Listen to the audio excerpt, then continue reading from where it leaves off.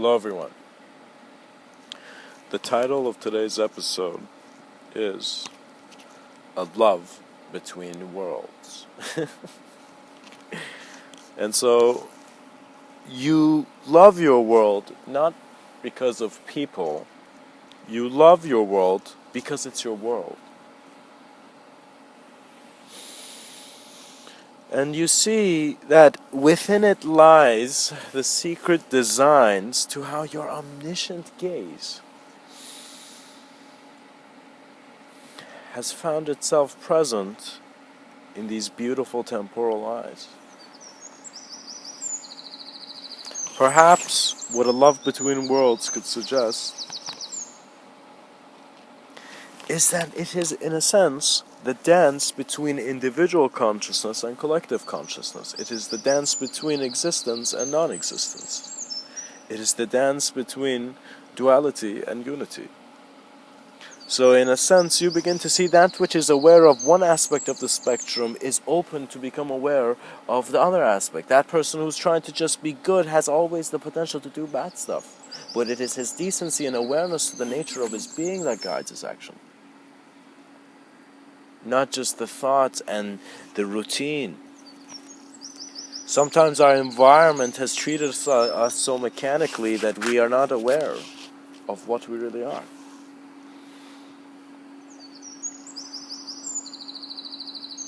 For, you see,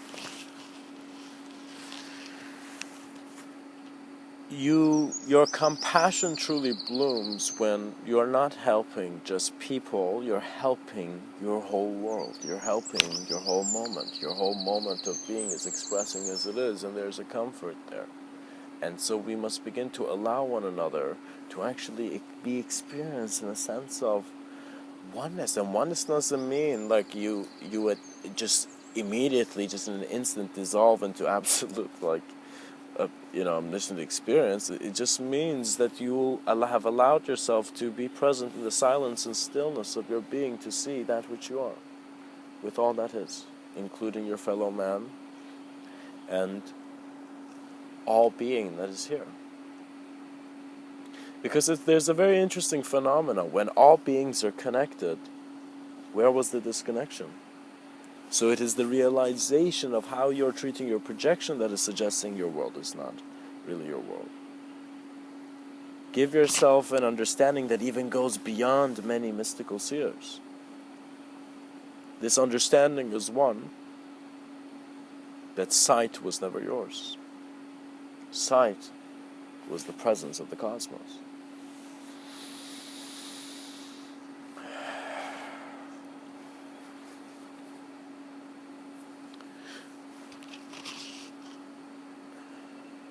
I would like to share some imagery of this poem by a very realized Sufi sage, Sufi mystic poet named Rumi. And in part of his poetic imagery, he has this moth flying around this candle. And so this poet has given both these life. And it's as if the candle is trying to keep the moth warm. And the moth is spinning around the candle to keep it company so the candle is not alone. And they're both loving each other so much. And then suddenly, one day when they get close, the moth's wings hit the candle and suddenly it burns. And so it's that moment when the moth suddenly goes to the candle and says, "How could you do this? I've been spinning around my whole life, trying to keep you company so that you're not alone." And the candle turns back and it says, "How could you think I could burn you? I was keeping you warm so that you do not die. You do not fade in the cold. That you're not left in the darkness."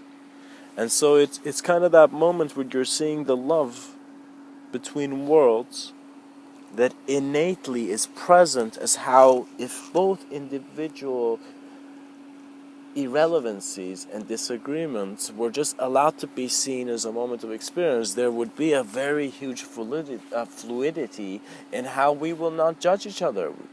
What that means is if someone judges, we'll be like, gosh, that guy has creative potential, but we will not take it seriously, and that being will understand that he must not take himself that seriously to even go far as to disturb another being's reality, you know.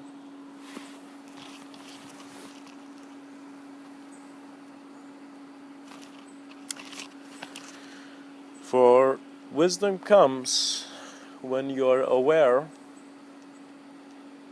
of how you're here without having to be here. There's a transcendental smile, and you shall see that immediately you shall transcend all forms and rise. You rise as existential observance, as that naturalness that has guided you your whole life, and it has been present. It is that same sense of awareness that has been aware of all your childhood and different changes, because who you were 5 years ago and who you are now are totally different people.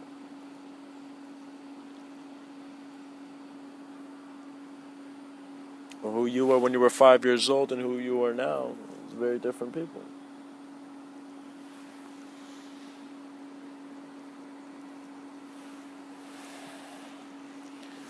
For perhaps a love between worlds was the beauty to the answer, was the beauty of the answer to the question of man.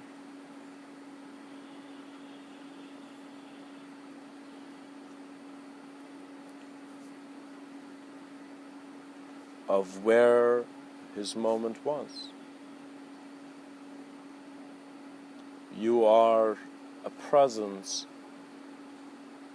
of an awareness of form, and an awareness of that which is aware of form, which goes into the subtlety of thought and abstraction.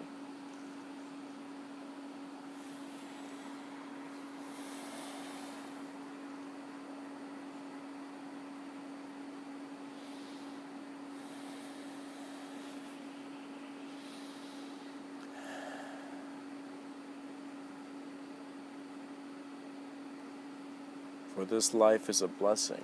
It is a blessing, and it is very experientially abundant. I hope this talk has served you, and you truly see that a love between worlds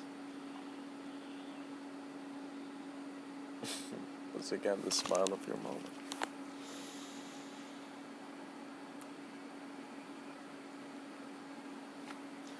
Rumi also has another great quote, and he says, "You're not just the drop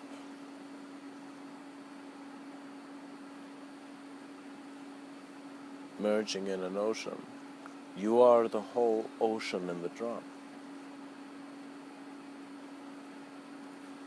You are able, and this ability is untouched. It's untouchable. It cannot be disturbed. It is your nature of being. And once you know your nature of being, the external projections cannot touch you. It is as if you are standing up with the knowing of the whole plane of existence. The pilot of consciousness is navigating well."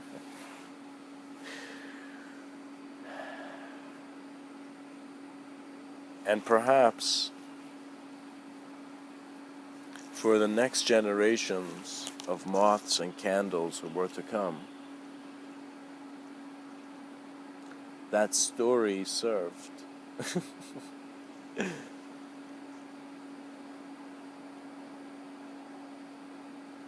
brighter nights.